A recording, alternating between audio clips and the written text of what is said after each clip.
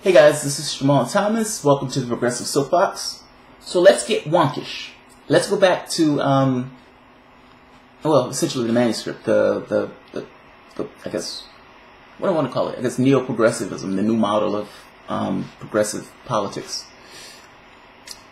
I was going over the different incentives and how the ills and plagues of a particular society are influenced and persisted by those incentives.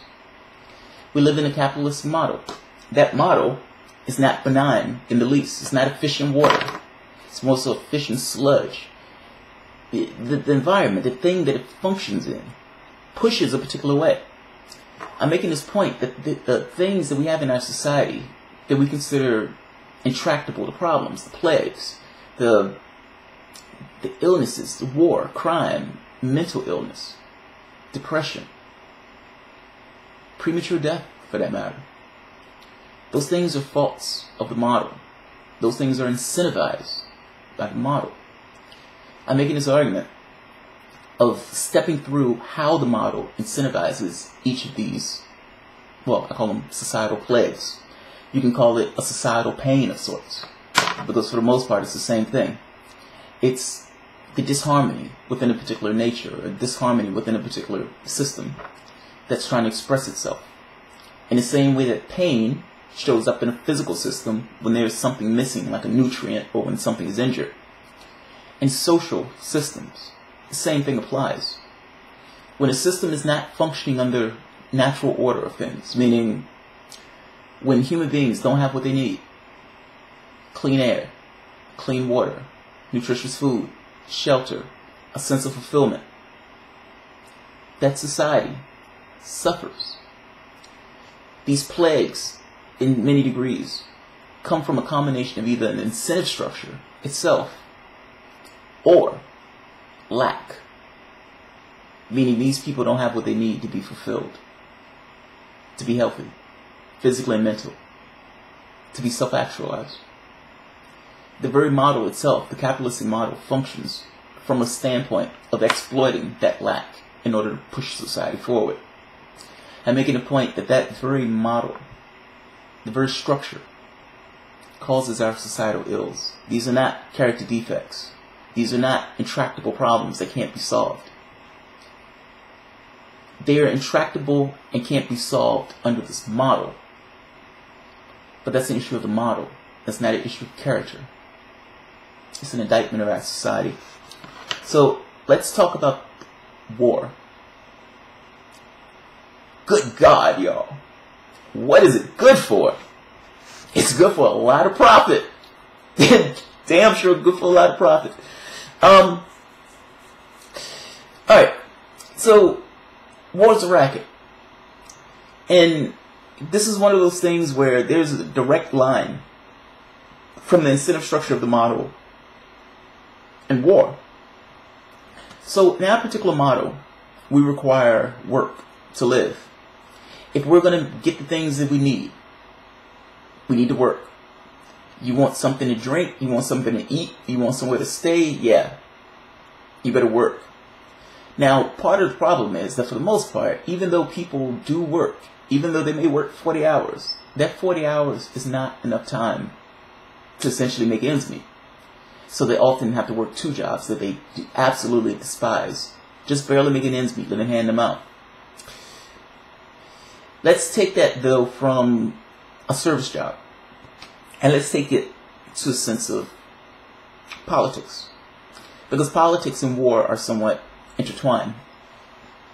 So you're a weapons company. As a weapons manufacturer, you've accrued a lot of wealth. You want to accrue more wealth, however. Now, the capitalistic model has allowed us to essentially buy politicians. You as a weapons company take some of your profits and you give money to a particular politician. You spread it around to several politicians.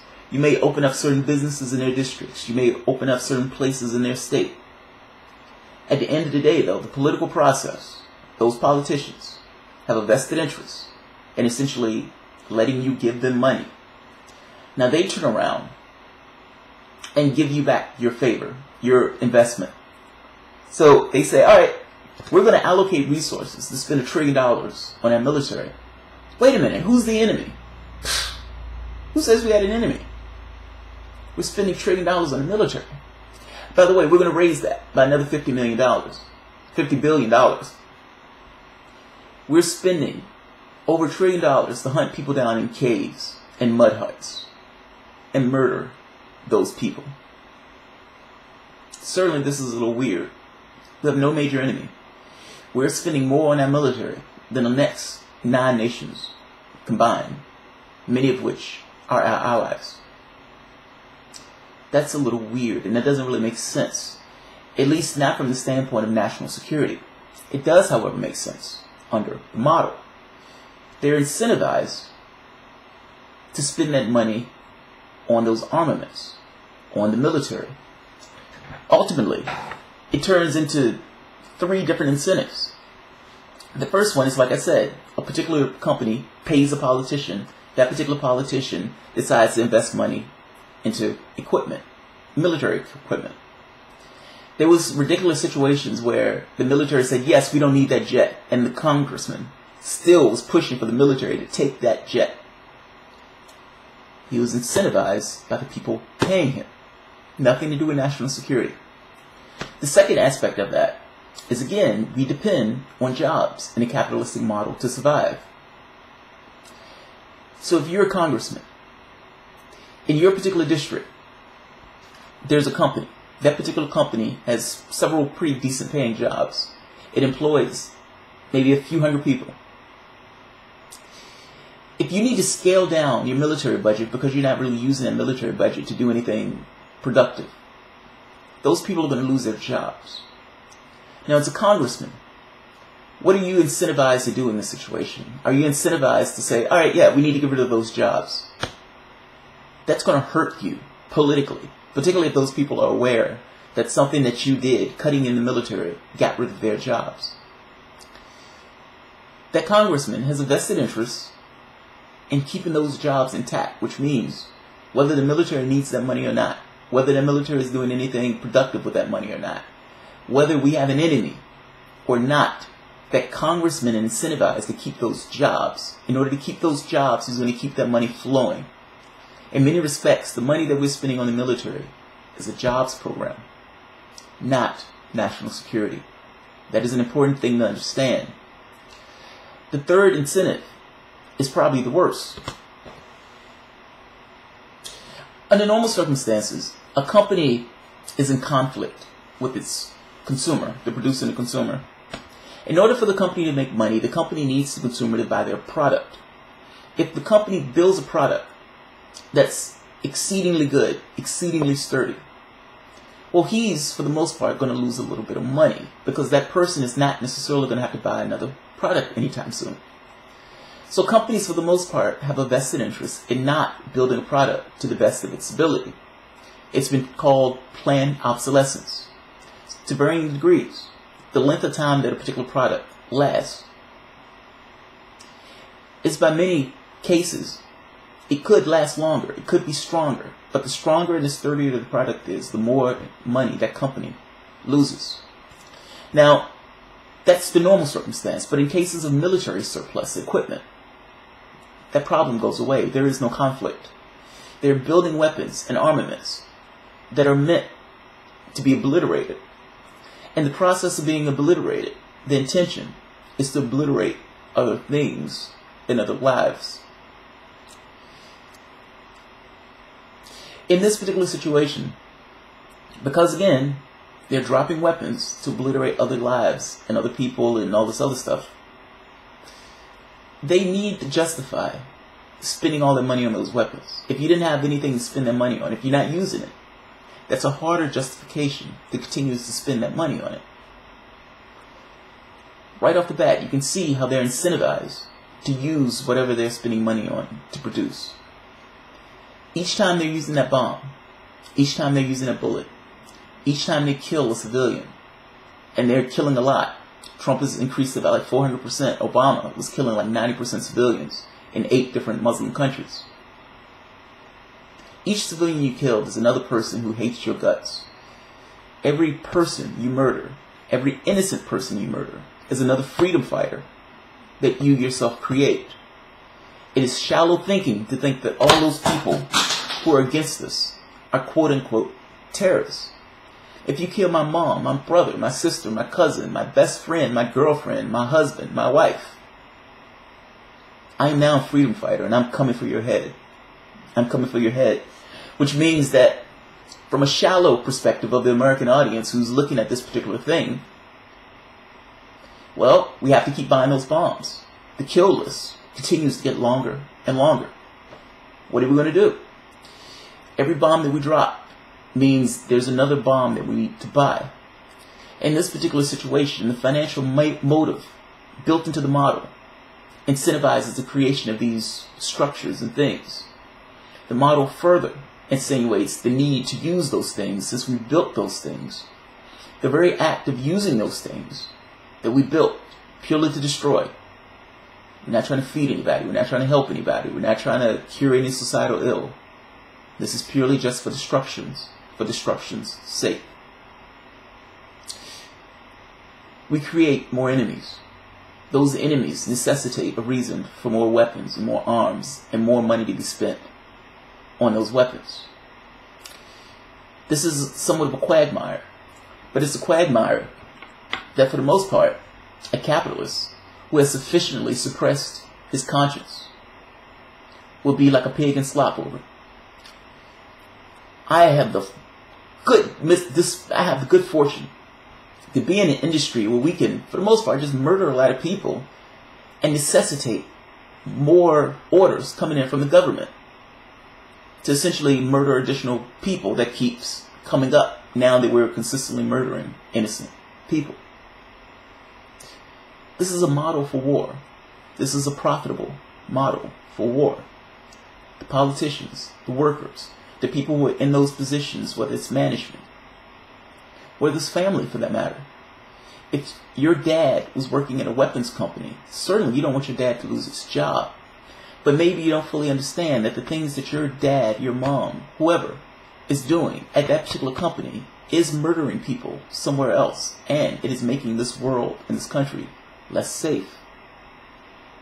That is a capitalistic model. To put it in perspective, Britain got hit recently. A report came out that showed Britain had made more money off of weapons in Yemen than the money that, for the most part, they put out to help that country. Again, it is a profitable industry. The United States sell weapons all across the world. It's one of our major exports. Not to mention, we're spending like $1 trillion in military. We're buying those things from people. The government is not making those things. The government is buying those things. There's industry. There's people. There's special forces that we use sometimes, like Blackwater and these type of groups. Those guys are trained killers. They're kill squads. Those guys are mercenaries. We pay them to do that job. Anytime that we're murdering, killing, hurting, injuring, we're going to create anger and backlash. That anger and backlash is going to get coded in a way that says, those guys are terrorists, we need to go and kill more people. Certainly you can see this is problematic. Certainly you can see that this is aspects of the model. This is not necessarily a fault of human character.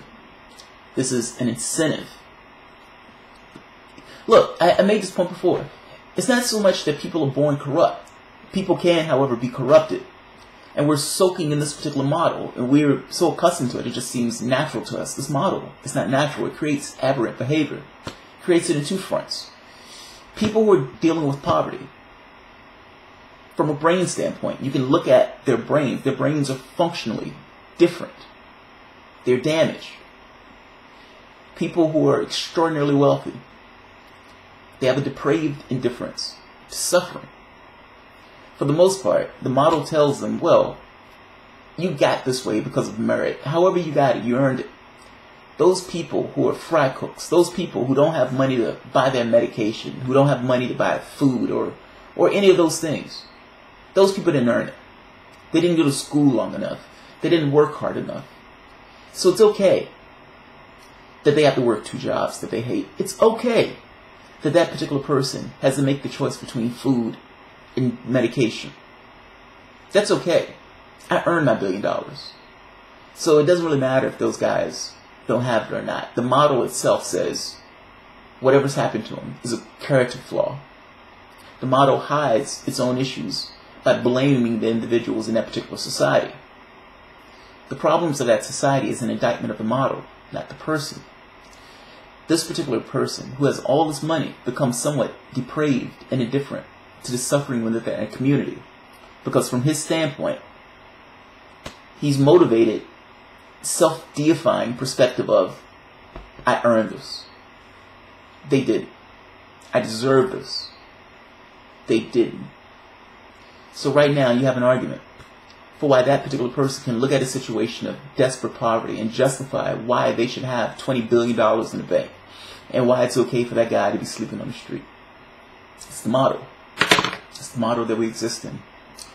Alright guys, we get the one I'm going to do tomorrow about it. But like I said, I'm going to try to do one per day.